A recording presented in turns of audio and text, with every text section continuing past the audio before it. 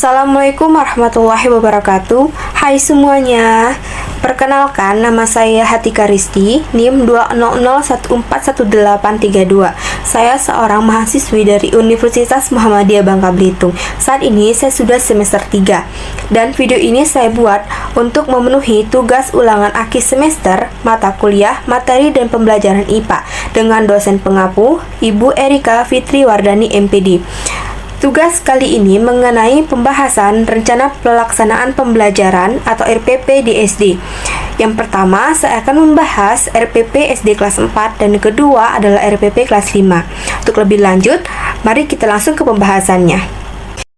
Rencana pelaksanaan pembelajaran atau RPP tematik terpadu kurikulum 2013 disusun dalam rangka memenuhi tugas mata kuliah, materi dan pembelajaran IPA dengan dosen pengapu Erika Fitri Wardani MPD. Oleh Hatika Risti, NIM 200141832, kelas 3B. Program Studi Pendidikan Guru Sekolah Dasar, Fakultas Keguruan dan Ilmu Pendidikan Universitas Muhammadiyah Bangka Belitung, tahun ajaran 2021-2022. Yang pertama, rencana pelaksanaan pembelajaran RPP tematik terpadu kurikulum 2013. Dengan satuan pembelajaran sebagai contohnya, saya ambil SD Negeri 36 Pangkal Pinang, kelas 4 semester 2. Tema 2, sumber energi. Subtema 1, sumber energi, perubahan energi dan energi alternatif. Pembelajaran ke-12. Alokasi waktunya 1 kali 35 menit.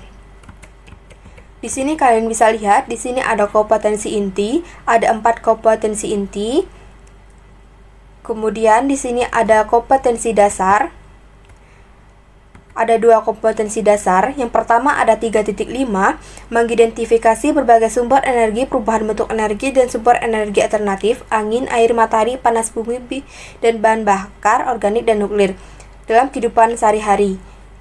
Ini termasuk dalam taksonomi Bloom C1 mengingat. Dan yang kedua ini 4.5, menyajikan laporan hasil pengamatan dan penelusuran informasi tentang berbagai perubahan bentuk energi.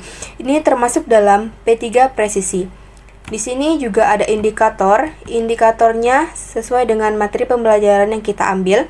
Ada 6 indikator. Kemudian selanjutnya ada menunjukkan. Menunjukkan ini adalah pembahasan materi lebih lanjut dari indikator yang kita kembangkan. Ini ada 7 indikator yang saya buat. Selanjutnya ada tujuan pembelajaran. Tujuan pembelajaran ini saya bagi 3. Yang pertama ada tujuan pembelajaran dalam bidang kognitif. Kognitif ini ada 5 tujuan. Kemudian tujuan pembelajaran dalam bidang afektif ada 3 tujuan. Dan dalam bidang psikomotor ada 1 tujuan. Selanjutnya, materi dan pembelajaran yang saya ambil yaitu membahas tentang sumber energi, perubahan bentuk energi, dan sumber energi alternatif. Selanjutnya, pendekatan menggunakan pendekatan saintifik 5M, mengamati, menanya, mengumpulkan informasi, atau mencoba, menegosiasi atau mengolah informasi, dan mengomunikasikan. Selanjutnya, metode yang saya gunakan yaitu metode demonstrasi, tanya jawab, diskusi, ceramah, dan pemberian tugas. Selanjutnya, model pembelajaran yang saya pilih yaitu model pembelajaran example dan example. Nah, dan selanjutnya ini adalah langkah-langkah kegiatan pembelajaran. Langkah-langkah kegiatan pembelajaran ini ada kegiatan awal atau prakegiatan, ada kegiatan inti dan kegiatan akhir kegiatan pembelajaran. Kegiatan awal atau prakegiatan pembelajaran yang pertama itu ada guru memberi salam pembuka, kemudian meminta semua siswa berdoa menurut agama dan keyakinan masing-masing, dipimpin oleh ketua kelas yang termasuk sikap religius siswa. Kemudian guru menanyakan kabar siswa. Ketiga, guru menanyakan kehadiran siswa atau melakukan presensi dan mengkondisikan kelas dengan sebaik-baiknya. Kemudian guru menyampaikan tujuan pembelajaran dan materi yang akan dipelajari, dan guru memberikan motivasi kepada siswa. Ini alokasi waktunya 5 menit. Kemudian metode pembelajaran menggunakan ceramah dan tanya jawab. Selanjutnya kegiatan inti. Kegiatan ini adalah termasuk dari bagian-bagian langkah-langkah pembelajaran dari model example non-example. Kegiatan inti diantaranya guru mempersiapkan gambar-gambar sesuai dengan tujuan pembelajaran mengenai materi sumber energi, perubahan bentuk energi, dan sumber energi alternatif. Ini termasuk model pembelajaran example non-example ke-1. Kemudian guru menempelkan gambar di papan dan ditayangkan di OHP mengenai materi sumber energi, perubahan bentuk energi, dan sumber energi alternatif. Ini termasuk dalam pendekatan saintifik mengamati. Kemudian dengan metode demonstrasi dan model example yang kedua. Selanjutnya, kegiatan yang ketiga memberi petunjuk dan memberi kesempatan siswa untuk memperhatikan, menganalisis gambar mengenai materi, sumber energi, perubahan bentuk energi, dan sumber energi alternatif yang sudah ditampilkan di HP atau di buku. Ini masuk ke dalam pendekatan saintifik mengamati, mengumpulkan, dan mengolah informasi. Kemudian dengan metode demonstrasi tanya jawab dan model example dan example yang ketiga. Yang keempat, guru membagikan siswa ke dalam beberapa kelompok. Masing-masing kelompok terdiri dari 2 hingga 3 orang siswa. Setiap kelompok berdiskusi membahas masalah sumber energi, perubahan bentuk energi, sumber energi alternatif melalui diskusi kelompok 2-3 orang siswa ini. Lalu hasil diskusi dari analisis tersebut catat pada kertas per kelompok. Ini termasuk dalam pendekatan saintifik mengelola informasi dan mencoba. Waktunya 14 menit.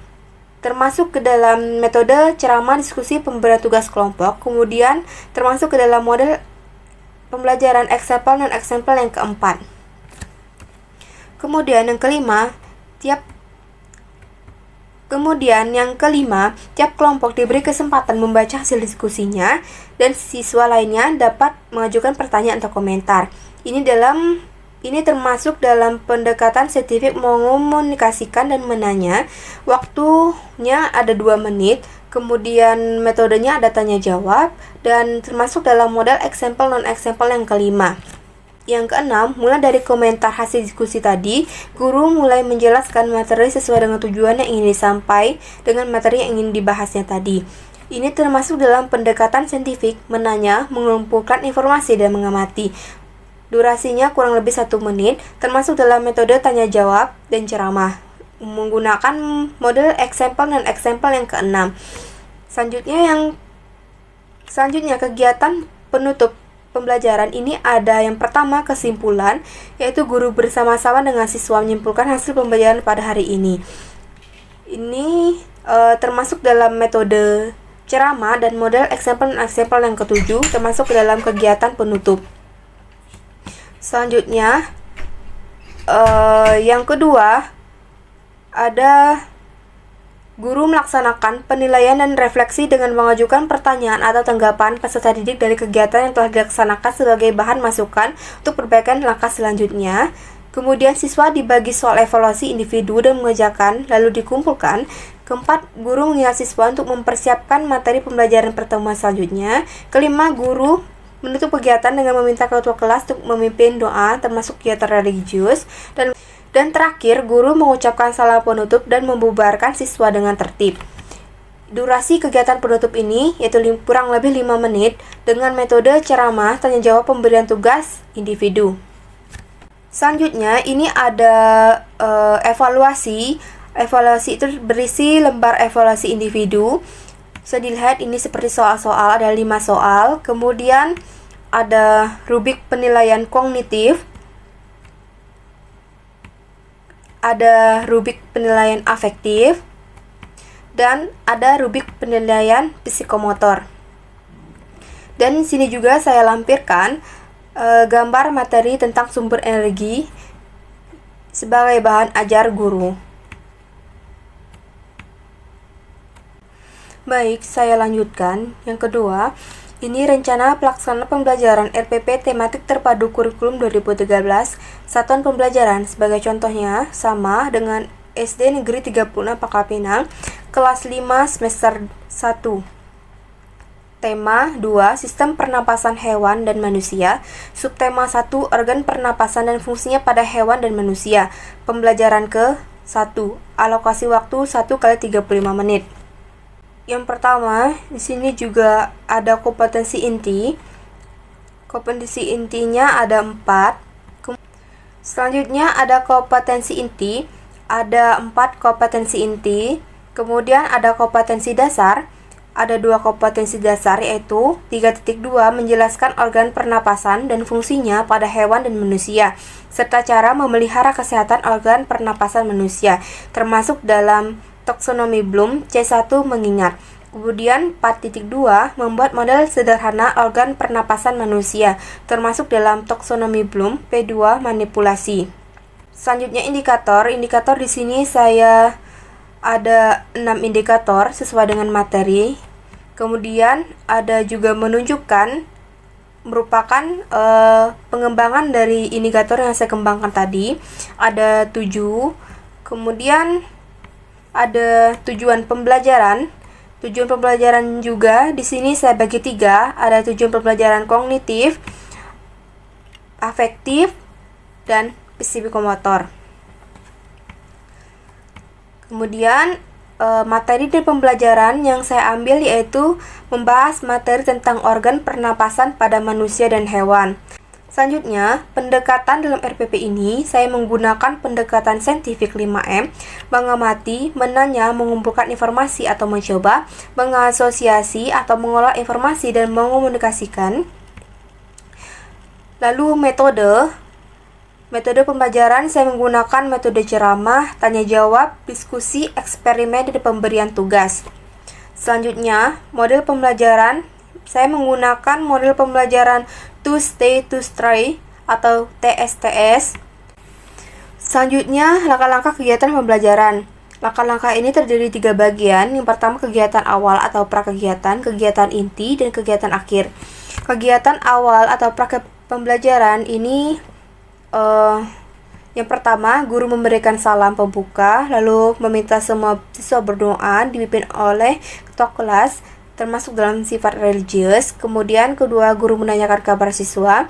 Ketiga, guru menanyakan kehadiran siswa dan melakukan presensi. Dan keempat, guru menyampaikan tema pembelajaran yang akan dibahas, dan guru menyampaikan tujuan pembelajaran.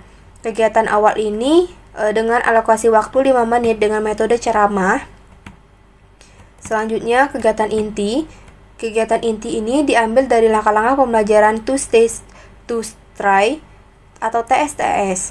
Yang pertama itu ada tahap persiapan dengan guru membuat RPP, kemudian menyiapkan LKS atau lembar kerja kelompok, kemudian mengenai materi yang diambil, kemudian membagi siswa dalam beberapa kelompok dengan masing-masing beranggotakan 4 siswa.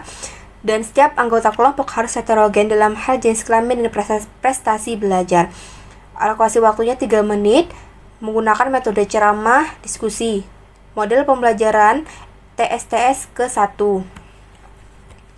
Yang kedua, presentasi guru. Dan guru menyiapkan indikator pembelajaran dan menjelaskan materi yang diambil, termasuk dalam pendekatan saintifik mengamati dan mengumpulkan informasi. Alokasi waktu 3 menit menggunakan metode ceramah dan termasuk dalam model pembelajaran TSTS kedua. Yang ketiga, kegiatan kelompok, yaitu guru menggunakan lembar kegiatan yang berisi 3 tugas. Nanti setiap kelompok menjelaskan permasalahan yang terjadi, lalu saling berdiskusi. Ini alokasi waktunya 10 menit, kemudian pemberian tugas. Ini termasuk ke dalam metode pemberian tugas, diskusi, tanya jawab, dan demonstrasi, dan termasuk dalam model pembelajaran TSTS ketiga. Selanjutnya, yang keempat, presentasi kelompok, yang dimana setiap kelompok mempresentasikan hasil kerja kelompoknya dan saling melakukan tanya jawab, yaitu termasuk dalam pendekatan saintifik mengomunikasikan dan menanya. Alokasi waktu 5 menit. Kemudian menggunakan metode diskusi dan tanya jawab, termasuk dalam model pembelajaran TSTS keempat. Selanjutnya yang kelima, evaluasi kelompok dan penghargaan, yaitu guru mengevaluasi kegiatan pembelajaran dan mengetahui seberapa besar kemampuan siswa dalam memahami materi yang telah diberikan. Ini termasuk dalam pendekatan evaluasi kegiatan, penghargaan atas hasil kerja kelompok. Alokasi waktu kurang lebih 4 menit, dengan metode evaluasi, tanya jawab, dan ceramah, menggunakan model pembelajaran TSTS kelima. Kemudian, kegiatan pembelajaran penutupnya atau akhir, yaitu pertama, siswa bersama guru menyimpulkan pembelajaran yang telah dibahas. Kedua, siswa dibagi soal evaluasi individu lalu mengerjakannya dan dikumpulkan. 3. Guru mengingat siswa untuk mempersiapkan materi pembelajaran pertemuan selanjutnya. 4. Guru menutup kegiatan dengan meminta ketua kelas untuk memimpin doa atau bersifat religius. Dan guru mengucapkan salam penutup dan membubarkan siswa dengan tertib. Dengan alokasi waktu kurang lebih 5 menit dengan menggunakan metode ceramah, pemberian tugas, dan tanya jawab. Selanjutnya, bahan ajar. Ini ada buku tematik guru dan siswa, lembar kerja kelompok ada lembar evaluasi individu, buku paket ada BSE IPA kelas 5, model alat pernapasan manusia terbuat dari gelas, plastik sedotan, balon kecil, plastisin, isolatif, karet, gunting, dan obeng kecil, atau bisa dibilang model alat pernapasan manusia yang sederhana. Selanjutnya, ini ada evaluasi yang berisi tentang, yang pertama ada lembar evaluasi individu. Isinya ada 5 soal pertanyaan, kemudian ada rubrik penilaian kognitif, ketiga ada rubrik penilaian afektif, yang keempat ada rubrik penilaian psikomotor. Selanjutnya saya lampirkan juga lembar kerja kelompok yang dimana